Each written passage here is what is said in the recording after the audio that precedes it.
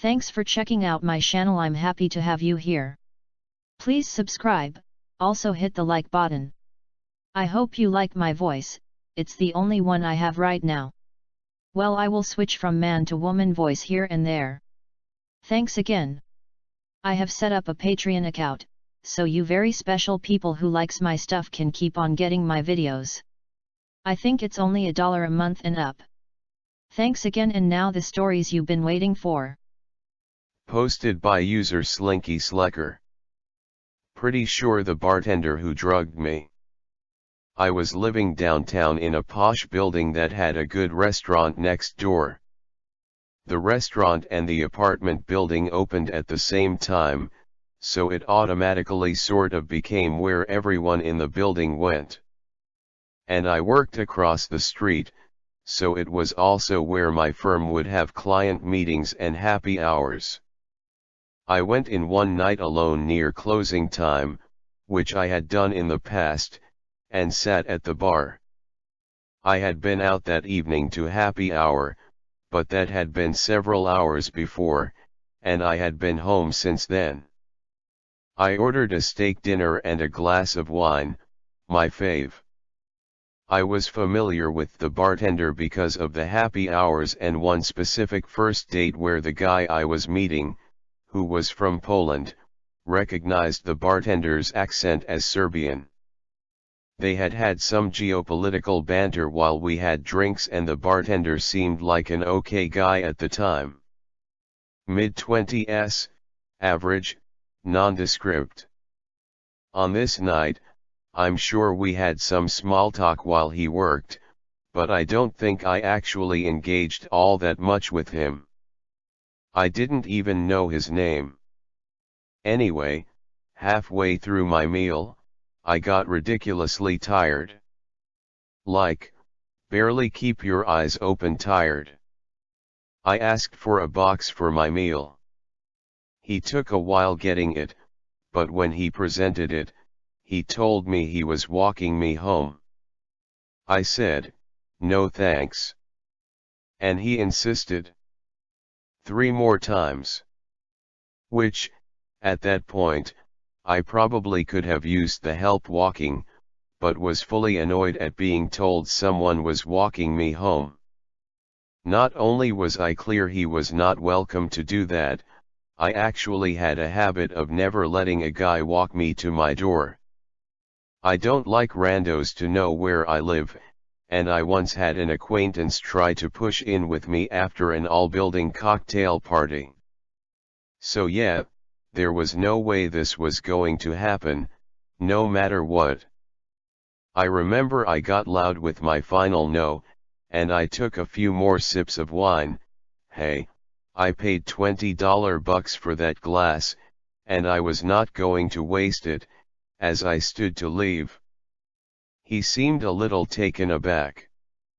He snatched up my glass and said he was coming with me, so I remember that I simply left before he could do or say anything else. Well, I made it next door to my apartment, and as I'm going in the elevator, I could hardly walk. I felt beyond drunk, even though I had barely finished half of my glass of wine. When I made it to the 8th floor, I could barely stand.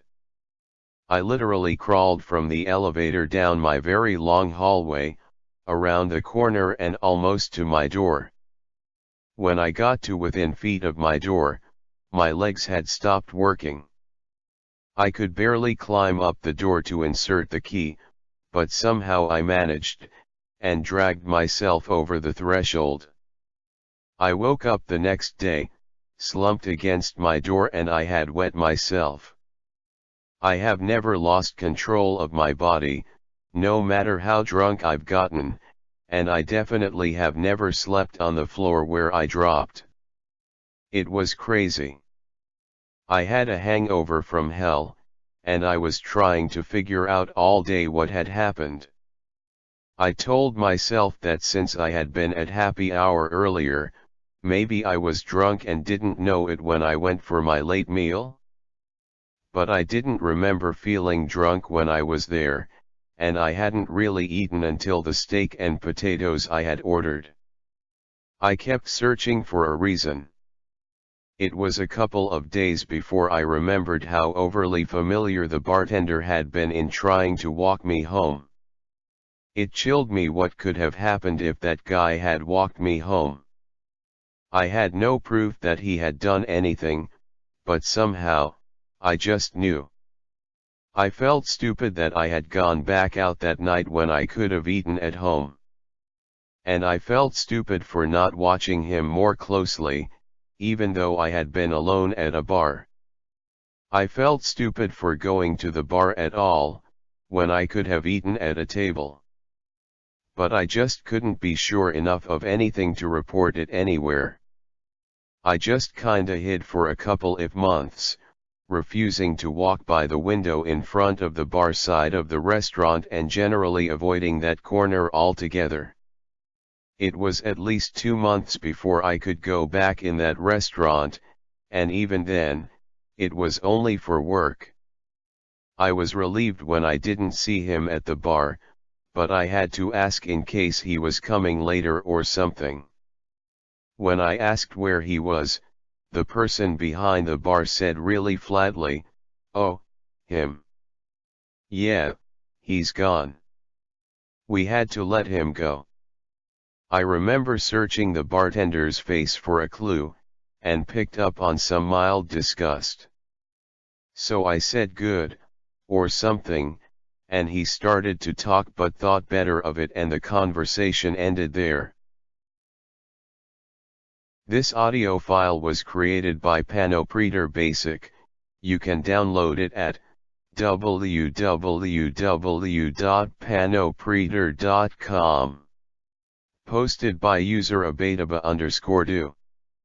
Almost kidnapped. This happened a few years ago, when I was a sophomore, and the only reason I even feel like talking about it is I feel like it's a good story to tell. It didn't really affect me at all, but my friend who was with me was shaken and bawling her eyes out afterwards. We had gone out late to a local homemade Asian cuisine place. Around 10 to 11 p.m. sex trafficking had just started to get really big in our area, but we never got to hear about it much, so we didn't care at the time. We'd went in and ordered, and ended up waiting for a bit. The place also did call in takeout, so seeing third shift workers stopping in to grab something to eat later wasn't really uncommon. The last few times we'd eaten here, we'd gotten to talk with some people as they waited for their takeout order to be prepared. It was really nice, but we never really came back after the incident.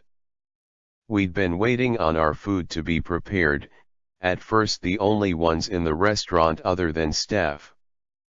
A guy walked in, wearing worn-out clothes and covered in car gunk or something, looking like he just got out of work. He never walked up to order, so we presumed he was a regular or something just waiting for his takeout to be prepared, but eventually we got our food and he still had never interacted with the lady behind the cashier.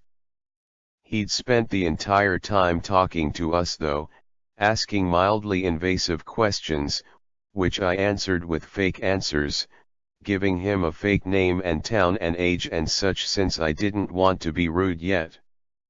He seemed nice enough, even if creepy.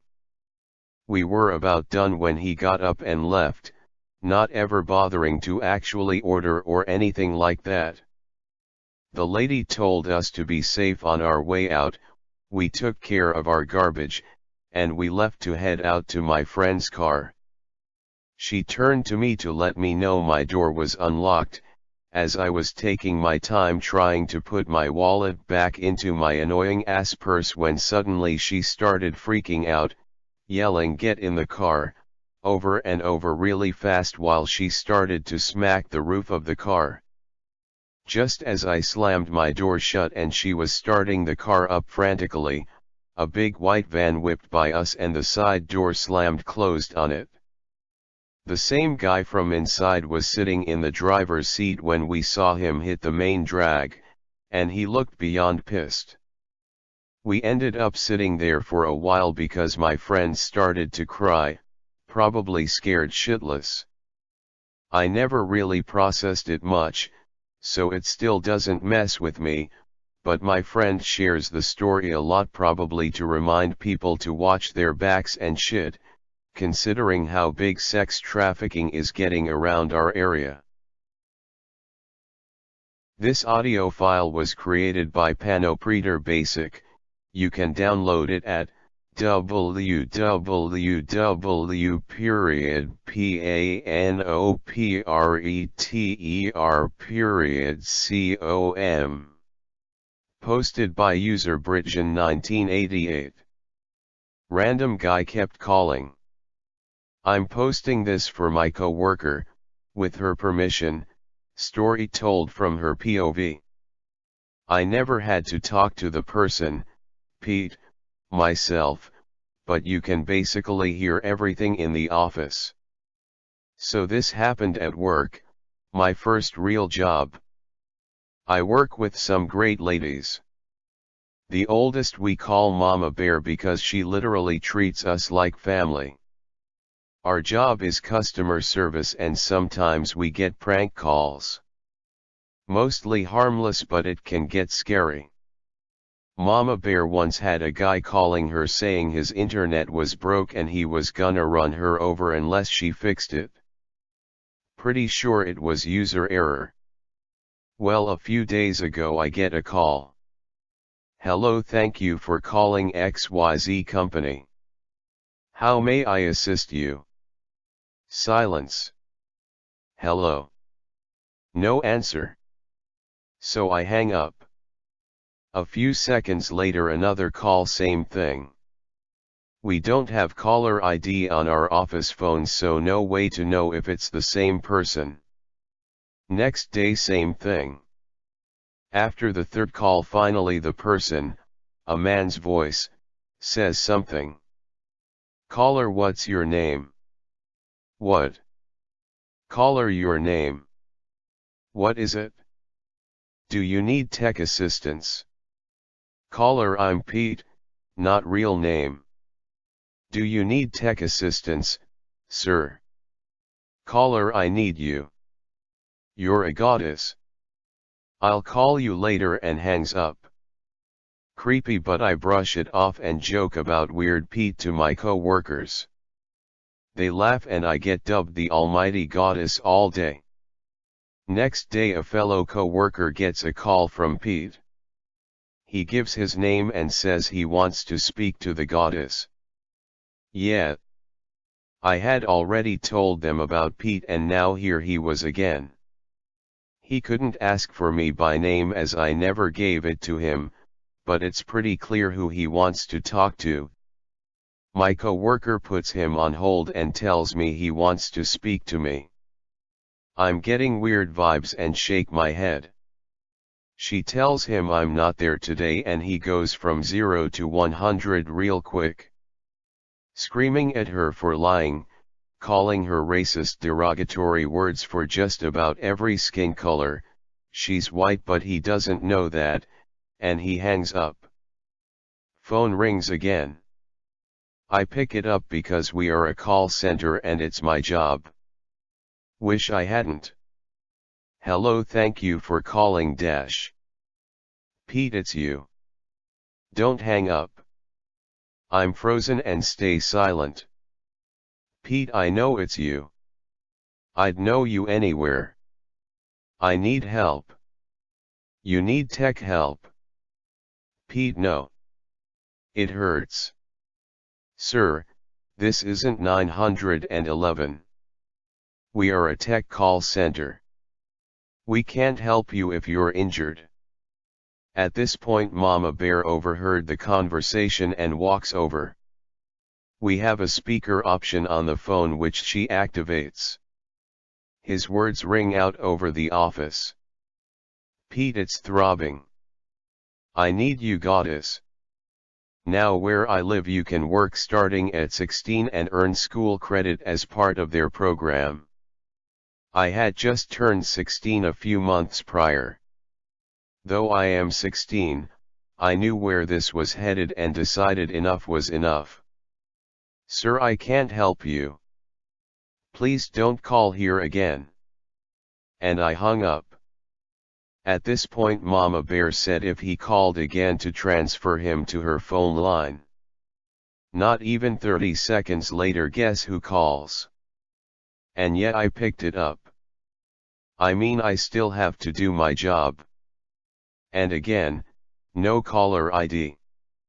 Hello dash. Pete, talk to me, goddess, I'm so close. I transfer him to Mama Bear. Her voice carried out over the entire office. I can't remember her exact wording, but I'll paraphrase as best as I can. Listen here, you FING predator. You are harassing a minor. We have caller ID. Nice bluff. I am giving this number to the police, you FING limp dick. Yes, she did say that. If you ever call here again, I will personally see to it that your baby carrot meets the sharp end of my switchblade. Again paraphrasing, but I think I remembered all the key points. She hung up. So far he hasn't called back. I'm sure there might be a way to get caller ID or see the number somehow, but I decided to turn the issue over to management and let them deal with. So creepy Pete, who harassed me over the phone at work. Let's never meet. This audio file was created by Panopreter Basic. You can download it at www.panopreter.com. Posted by user DC Lockett. 28-year-old on a teen friendship site. So, I was on this site for teenagers, 13 to 19, where it was a little like Tinder, in terms of swiping, but OT really wasn't, you know? Met some cool people on there. There's a verification they do so that only teens can use it, but they do this with pictures. I was 14 when I was using this app. So, I met this guy, Dimitri. And his thing said he was 17. He didn't look the greatest, not at all, but it's not like I was going to date him or whatever, I just wanted a new friend.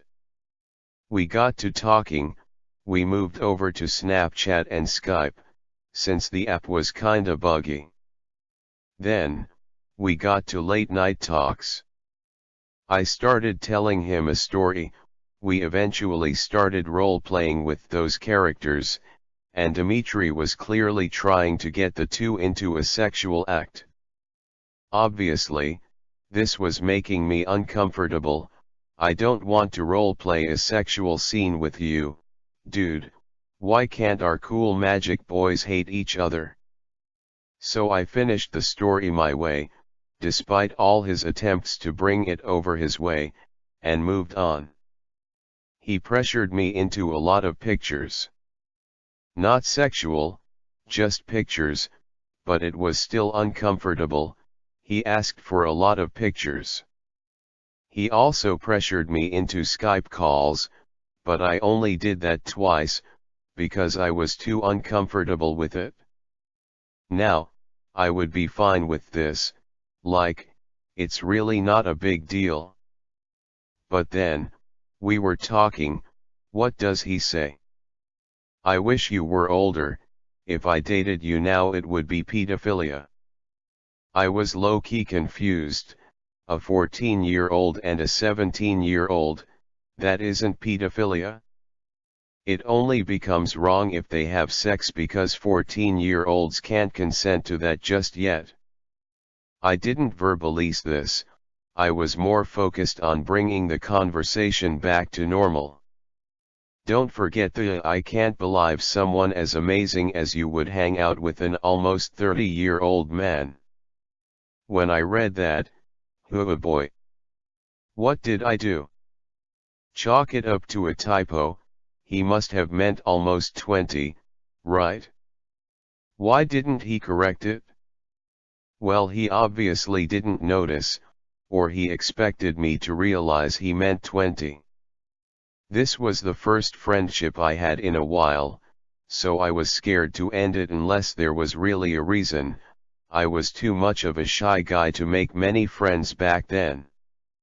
We started playing Truth or Dare, and he started asking sexual truths. Now, I still thought he was a teenager, like me, so I literally couldn't care less about this. However, he asked me what one of my sexual kinks was. I told him I liked being called a certain thing, and he started calling me them. I was trying to bring it up to him, and tell him, hey, this is f***ing creepy, don't do it. But again, shy guy. Then he mentioned that he was going to his parents' house. I asked him if he had a house of his own, he said yes. Like, not a dorm thing at a college place, a proper house, at 17? Nope, goodbye. We had moved to Discord by now, so I just told him I was deleting the other stuff, which I did, and now my online/offline status ball thing is set to offline 24/7, because I don't want to be rude by ignoring him whilst I'm online, or blocking him without explanation, but I also don't want to speak to him, because speaking to him after such a long time just to tell him I'm blocking him rude, so I guess this is my life now. I was going to report him to the site, but it seems he's already been removed. So, creepy guy who's definitely not 17 like you advertised, please take the hint so I can put my online/offline thing back to normal, and never talk to me again. Cheers. This audio file was created by Panopreter Basic. You can download it at www.panopreter.com. Posted by user responsible base. Close call at Walmart. I worked graveyard shift for a long time. One night about 25 years ago, I had caught up with my night's work, but was unable to back up the work I had done. I decided to clock out and drive to Walmart to buy a box of new discs and leave the receipt for our bookkeeper, so she could reimburse me. A few days after this incident, we learned that our computer had a virus that was corrupting the floppy disks we were using. So, you get the picture, floppy disks for backup, no cell phones for most of us, it was a primitive time. I arrived at Walmart about 3 a.m., went in and found the discs. I decided to visit the toy department, as it was early November and I wanted to get Christmas gift ideas for my son, as well as several nieces and nephews. While I browsed, I felt someone watching me. I looked around and there were 3 men nearby, and all were staring at me. I looked back at them long enough to fix their appearances in my mind and went on looking at toys. I was in no hurry, I was off the clock and wouldn't need much time to back up my work after I got back to the office, so I continued to look around, even strolled through housewares for a few minutes. Every time I looked over my shoulder, those 3 guys were close and watching me. After the second time, alarms were sounding in my head. They were repellent looking, with pasty pale faces, as if they spent all their time indoors, eating junk food, and their eyes were cold and hard.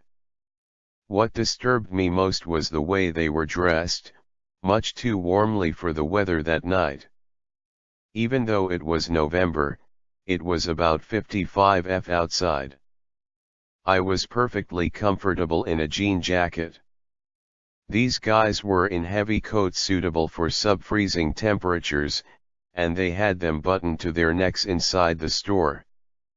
The only reason I could think of for that was that they were hiding weapons beneath those coats. I finally headed toward the cash registers, thinking that, if no one else was leaving the store when I did, I would ask the cashier to call security and request an escort to my vehicle. As I reached the register, I saw my stalkers standing just inside the doors. They muttered among themselves for a moment, then they exited the store. As I was paying, a man and woman lined up behind me. I had seen them shortly before I neared the register and they didn't seem to be paying any attention to me. I moved to the area between the registers and the doors and stood waiting for the couple, fiddling with my buttons, blowing my nose. When they moved toward the doors, so did I, staying just a few steps ahead of them. I had parked not far outside and I reached my vehicle quickly. The stalkers were sitting in a car that was parked nose to nose with my pickup truck. I hopped in, locked the door, then sat back and stared at them. The couple I had used as my unwitting escorts walked past me and the stalkers and got into a car a few spaces away. They left. After a minute or two, the stalker driver said something to the others, started the engine, and pulled away. I watched as they slowly left the parking lot, then ascended the nearby interstate highway overpass and took the entrance ramp. Only then did I start my engine. I took my time looking around as the engine warmed. I continued along the street for a couple of miles past the interstate, then pulled into a dark lot behind a strip mall, turned off my lights and engine and waited, watching the few vehicles that passed. I wanted to be certain that I would not lead those guys to my office building, which was isolated and, at that hour, usually deserted, except for me. After my pulse slowed to normal, I restarted the truck and returned to work. I am female, but I'm almost 6 feet tall and weigh about 175 pounds.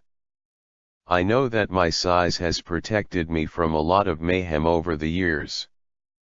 I was also armed that night. I carried a loaded Smith & Wesson .357 revolver, as well as a speed loader, which is like an extra cylinder full of bullets. Still, I probably would have been no match for 3 determined assailants. This experience cured me of my nonchalance about running errands in the wee hours, and validated my conviction that, any time I get the feeling of someone's eyes crawling over me, it's wise to look around and find the reason. About 3 months later, my husband and I were watching the local evening news, and they showed photos of 2 of the stalkers. They were wanted for armed robbery. So, career criminals who stalked me in Walmart one night, let's not ever meet again. This audio file was created by Panopreter Basic. You can download it at www.panopreter.com. Posted by user ugbich. Old neighbor turned out to be a total creep. This is my first time posting on Reddit and I'm not the best writer, but the subreddit reminded me of something that happened a while ago. Please excuse if the story jumps around a bit because it's honestly confusing for me still and I'm the one it happened to. About 2 years ago when I was 17 I received a Facebook message from someone named Dan who I didn't recognize. I had mutual friends with him and he looked to be around the same age as me, so I wasn't alarmed. What follows is the messages. Dan, hello, how've you been? Haven't seen you in a few years. Me, hi, Not trying to be rude, but do we know each other? Dan, yeah, you really don't know me? I didn't respond. Dan, wow, real nice way to treat a family friend. Me, sorry, I just don't recognize you. Dan then sent a picture of me and him together from when we were little. And I mean really little, like I looked maybe 2 to 3 and he looked 5 to 6. Me, oh wow. Did our parents used to be friends or something? Dan, I was your neighbor. You really don't recognize me? Come on, I didn't move that long ago. He had in fact, moved a long time ago. At least 12 years ago. So I honestly feel like it's not that uncommon for me to not recognize someone who I hadn't seen or talked about since I was like 4. Anyways, the conversation continued like that. I apologized for not remembering him and just started catching up. He was being nice enough and I was bored, so whatever, no harm no foul. After we kept talking, I started remembering more about him. Like I remembered him coming over and swinging in my backyard and me going over to his house with my big brother and all of us hanging out together. Dan was a few years older than me, at least 2, but I can't remember exactly. Anyways, we kept talking on Facebook, just messaging back and forth about normal things until it started to get late and I was tired and had school the next day, so I told him I was going to bed. I closed my computer and just laid down and went to sleep. The next morning I woke up to a bunch of messages from him. Things like, "Good night beautiful, sweet dreams, message me when you wake up, are you asleep yet? Can't wait to talk to you." Literally there was almost 50 messages. In a way I was kind of flattered that I was getting that much attention, but like more than anything I was creeped out. I opened the messages, kind of glanced through them and just didn't reply. On my phone I have it set where I don't get notifications from Facebook Messenger. At the time I was in a lot of group chats with different team sports and groups of friends, so it was just easier to at the end of the day check my messages versus getting a ton of notifications all day long. Some point during the day I had gotten more messages from him that I just hadn't noticed while I was at school. He was saying stuff like, "Do you still live at *, insert address here? I did still live there. Does your mom still freak out about you hanging with boys?" What? No, my mom never has freaked out over boys. Let's go out and catch up, let me take you out and treat you right. It just kept going on and on, really random questions that weren't necessarily threatening but just somewhat creepy, and then him talking about wanting to go on dates. He didn't even live in the same state anymore that I live in, so I have no idea how he would have planned on going on dates with me. The messages just kept continuing over the next week, him telling me that he wants to go on dates and asking me really weird questions about my mom, my brother and my house, and then he started asking about his house that he used to live in. I didn't reply to any of his messages, but I was getting at least 50 a day. I'm not sure why I didn't block him. I think I was kind of entertained in a way, like I thought it was funny. Eventually I brought it up to my mom and just asked her if she remembered Dan from next door. Her face completely drained of color and she got super serious. All of a sudden she asked me why I was bringing him up.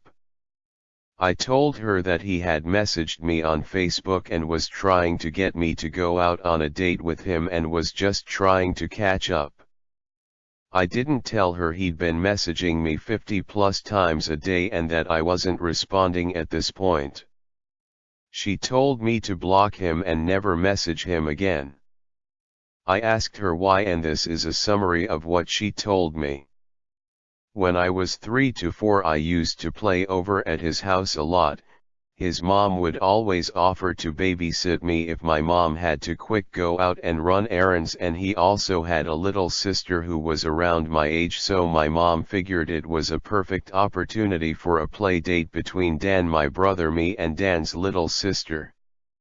One day when I came home after one of these play dates, my mom is asking me and my brother what we had done that day. My brother started talking about how he had watched some movie, I don't know what one. And I apparently told my mom that Dan had brushed my hair for me. My mom thought that was a little weird. What 6-year-old boy's gonna want to brush a 3-year-old girl's hair? So she asked a couple more questions. She doesn't really remember the details, and I don't really remember them either, saying I was a toddler, but somehow it came out that he wasn't brushing my hair. He had been taking a brush and was rubbing it all over my body while I was only in my undies. I'm not gonna get more explicit than that, and no, nothing more serious happened, thank God. It was more just weird than anything. My brother didn't know anything about this because we had been in Dan's room and my brother had been in the living room with Dan's little sister. After that, my mom didn't let me go back over to his house. Apparently when my mom confronted his mom about it, a huge fight broke out, not physically but a screaming match. It turns out that Dan had been doing similar stuff to his little sister, but it had escalated farther than it had with me. My mom threatened to report them to the police or Child Protective Services. She did both, but before much could be done they moved out and found somewhere else to live. They were renting the house. After hearing that from my mom, I immediately blocked Dan on Facebook. I wasn't quick enough, I guess, however, because he messaged a bunch of my friends on Facebook asking about me and had changed his relationship status to taken and in a relationship with me. He then followed me on Instagram and found my Snapchat somehow. He liked and commented on almost all of my Instagram pictures and sent me a bunch of Snapchats. I have a feeling you can guess the kinds of pictures. I quickly blocked him on both, and luckily he never figured out my phone number. I haven't heard from him since and haven't heard anything about him. But Dan, let's not meet again. This audio file was created by Panopreter Basic. You can download it at www.panopreter.com. Posted by user Wendy M. I know you want your money, but don't ever fucking grab me. I'm still shaken from this as it happened today, and suffice to say I will not be getting in a taxi for a while. My boyfriend and I are holidaying in Sweden. It's been lovely, and warm too, so we've been walking everywhere. Until today when the skies split and started leaking in our nice time. Whatever, I can handle a little rain. The unfortunate part is I have scoliosis, resulting in chronic pain that is terribly agitated by the cold and, long story short, I pushed it too far. We'd walked a long way and needed to get back now, so my boyfriend suggests a taxi. It'll be expensive, but fuck it. I think we both knew something was off minutes after we'd gotten in the cab. It just felt weird. But we were both in shitty moods, so I guess we just ignored it. The guy listens intently to the address. He knows where it is. Until soon enough, he doesn't. My boyfriend repeats the address. He knows it. Wait, no, say it again. He has a GPS, he'll type it in. The price is racking up fast. He's making conversation. My boyfriend asks him again if he knows where he's going, and he says yes and fumbles a bit and then also says, well, it's not his taxi. Wait, what? We're going in the wrong direction, we think. He asks us for guidance and my boyfriend gives us his best estimate. What I didn't know at the time was what my boyfriend had seen, his GPS wasn't working. He's just been tapping on the black screen. So, we're up to about 70 pounds. And in the wrong fucking place entirely. For context, this trip should have cost us maybe 30 pounds. We recognize the place, so my BF says fuck it, let us out here. Pulls over, BF opens the door. Obviously the guy wants paid. BF starts arguing with him about the price, he's not paying that, the guy took us to the wrong place entirely. The guy argued that it's our fault, we were supposed to guide him. My boyfriend, already half out, tells me to get out and the guy thinks we're going to run for it, which to be perfectly honest I think did go through his head since this guy was either scamming us or a fucking moron, and all of a sudden his hands are on me in a death grip.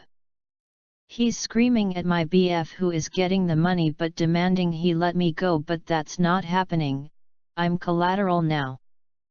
We give him his insane fee and I stagger onto the pavement shaking and start to cry because I am a baby who is not used to being manhandled. So, aggressive and lost taxi man who almost but thankfully didn't break my wrist/handbag. Let's not meet. This audio file was created by Panopreter Basic. You can download it at www.panopreter.com. Posted by user X Teardrops. The man who kept creeping closer. I'm a girl and this happened 9 years ago, when I was 18 years old and was living with my dad in a large town in Queensland, Australia. It was a little before midnight on a weeknight, and I decided I was going to go for a late night walk, stupid, I know, up to the local park and light up a joint to clear my head and get some fresh air. I walked to the park, which was about 15 minutes away without incident, but as I was walking up to a set of swings, I noticed a white ute was parked in a small car park that kind of ran through the park itself. I couldn't see anyone inside, so figured it was fine and continued up to the swings. This ended up being a big mistake. So I'm sitting on the swing, smoking, and listening to music when I see a shadow moving about 15 meters in front of me. I think it's my imagination at first, so go back to listening to music and sure enough it happens again, but this time the shadow is closer by about 5 meters. My heart starts racing and I realize that it's a person and not the fact I'm high or my imagination playing tricks on me. I look down at my phone for a split second to turn my music off, and when I look up I'm confronted by an older male, standing about 3 meters in front of me. Although it's dark, I can see him clearly from the little amount of street lights lighting up the park. He looks about 40 and was short and stocky. He didn't say anything, just stared at me for what felt like an eternity until I broke the silence. "Is there something you need?" I asked, to which he shook his head no. "Well, my boyfriend's meeting me here in like a minute," I said, trying to sound stern. He just started at me, then replied, "Oh, really?" and slowly walked back into the darkness of the park. I watched him get into the white ute and he proceeded to drive around the entire park, doing laps obviously looking for me, but I legged it and ran home faster than I ever have in my life. Obviously it was really stupid going out that late by myself, and I haven't done it since. I don't know what would have happened if I didn't say my boyfriend was almost there, but it churns my stomach to think about it. I reported it to the police once I was home too. What kind of weirdo hangs around a park so late just waiting for someone to come along? So creepy old guy that lurks in the park late at night, let's not meet again. This audio file was created by Panopreter Basic. You can download it at www.panopreter.com. Posted by user T Helper Cell. Randomly followed by a group of men. Yo, let's not meet, it's me, yeah boy.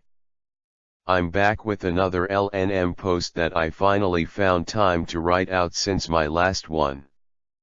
Again, I apologize for the formatting, I'm on my phone typing this, so sorry for autocorrects as well. Names are changed. Backstory: these events occurred in the summer of 2017. My sister and I were attending college, and she had just graduated, so she was moving to another school for her master's. We had problems with our downstairs neighbors, so we broke our lease early and I moved into a house that my boyfriend at the time, Jim, lived in with his roommate. Since I was only going to stay with them for the remainder of that summer, 6 weeks or so, Jim didn't tell his landlord that I had moved in due to the fact that Jim and I planned to live together in a different place and his roommate was moving out as well, both by the start of the fall semester. The landlord was wanting to put the house up for sale by August, so what was the point in telling him my short stint there? Story: by the middle of July, Jim's landlord made the trip. He lived in a different part of the state, down to the area to find a realtor to put the house up for sale. He planned to stay the night one night, so I had to find a place to stay with a friend of mine for that night, so the landlord remained ignorant to me staying at the house. This was my idea, because paranoia, even though he probably wouldn't have given two shits if I was there. During the summer the city would have free summer concerts of various bands, reggae, jazz, Latin America, etc., and they would switch the venue every week to one of two places, an grassy area on campus, or a park that was 3 blocks away from where we lived. That night my ex and I were out and about, and got back home by the time the concert, taking place at the park this time, was over. I dropped Jim off and started to head down the street to get to my friend's place. She lived across town, but there were back roads from where I lived that shortened the journey. The back roads honestly were not truly back roads because they had a lot of traffic and some were actually considered university property. One of them has an access route to the body farm for anthropology majors in the woods. This particular night it was especially busy because the concert had just ended and everyone was leaving for home. I come to the first stop, no one had been following behind me at all, but there was sort of a traffic jam on the road I was turning onto because of the amount of cars parked on the street and the amount of cars trying to weave through on both sides of the road. So I get behind this one car. They're letting the car on the opposite side through and then they get through, and as I'm sitting there waiting on my turn I notice this Ford Explorer SUV, mine is a compact car, with its lights behind me so far up my bumper that their lights are reflecting upwards, if this makes sense. I get annoyed but I ignore. Clearly they came out of nowhere and aren't aware that both sides of the road are letting each car pass in the middle via taking turns. So I get to the end of this road and take a left. The road I turned onto has an incline, so my little car is shifting gears going up the hill and this Ford Explorer is following insanely close to me. I'm still in a busy part of the city, so I feel ballsy enough to slightly brake check him. I hate doing this because I've been in many accidents and don't want to cause one. they back off a bit and I turn onto another road, Body Farm Access Road, that isn't necessarily secluded but is considered back road. The Ford follows me. At this point I'm considering that they're following me, but since it was a busy night around the concert I didn't want to freak out too much. I drive down this road and come to a stop before turning left, onto a very busy road that leads to my friend's house. The Ford does the same, and at this point I'm thinking I should be cautious just in case. This road is a 2-lane route that becomes 4 lanes once you reach the stoplights. Once you get through the stoplights and over a bridge it goes back down to a 2-lane road, so I get in my left lane once I reach the stoplight. The Ford is still in the right lane and there is a truck right next to me. Once the light turned green, the first get in front of the truck so that there's a car separating us. At this point, I'm getting scared, so I decide to not turn onto the lane leading to my friend's house so they remain clueless as to where I'm truly going. I pass my friend's lane, and I reach the peak of a hill. By this point there are 2 cars in between us, so I buy some time and get to a 4-way stop at the bottom of the hill. I turn left onto a true back road and drive insanely fast to buy even more time. I look at my phone to see if I can make an emergency call, and of course, no service. Thanks T-Mobile. By this time I don't see their car behind me, or hear them, so I take a right into a random trailer park that was along this road to stop my car and turn it off and make sure the coast is clear. After about 2 to 3 minutes, like I said, I was driving severely erratically before I made the decision to stop and hide out.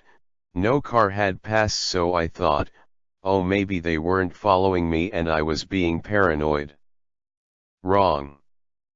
I turn my car on and flip it, and as I'm in the middle of turning around to get back on the road, the Ford Explorer, full of grown men in the front and back seats, drives by.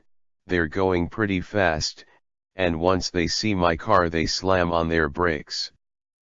They passed the trailer park I was in, so when I got the hell out of Dodge I saw them having slight difficulty turning around in the road, ditches on both sides, and I'm at least going 90 to get back on the road to my friend's house.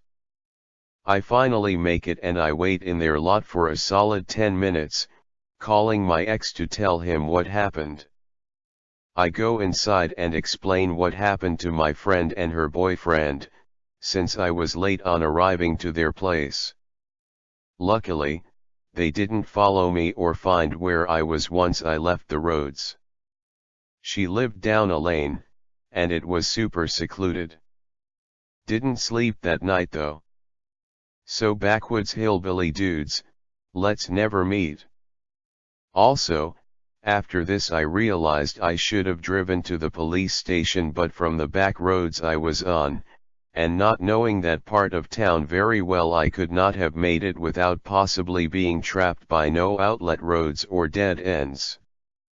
The next day I took my ex on the route and tried to see if there was a way to get the police station in the middle of town in a decent amount of time, and I honestly got lost in broad daylight, so maybe me hiding out saved my ass. This audio file was created by Panopreter Basic. You can download it at www.panopreter.com. Posted by user_spooky_mama_. Boy from my childhood. So when I, 24F, was in about 3rd or 4th grade, my best friend went to school in the opposite direction as mine, but we rode the same bus all up until the high school. Well, we also had a boy, 24M, who got on our bus who went to my school. Every day my friend would sit with me until she got off, then I would lay down in the seat or move to the edge because like clockwork he would run to my seat and try to sit with me. Now this is where it get weird. he would always show me his underwear and want me to touch him. Sometimes it was the innocent hug, but other times it wasn't. Now fast forward to last year, 2018, I had my daughter with my high school love, a story for another day, and we are so happy and in love. One day I check my email like any stay-at-home mother does, and I see a weird email. Hey underscore underscore underscore underscore underscore how are you doing? It's underscore underscore underscore underscore underscore. Thinking nothing of it, I reply to him because hey, we're adults now and people change. At first it was just simple talk, how are you, what's up with life, yada yada yada.